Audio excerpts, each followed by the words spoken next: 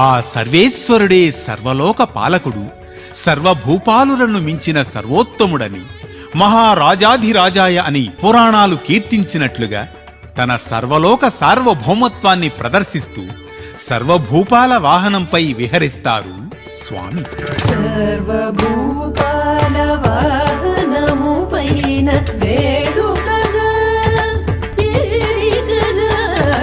భువనైక బాలగద శేషశైలనుత భక్తజాల శృతిగాలలోల సొగసుగనగములు తగగగ మెరియగ సిరిదొరలి సరసులి మలలోని శరణాగతి దీన వేడుకగా ఏడికగా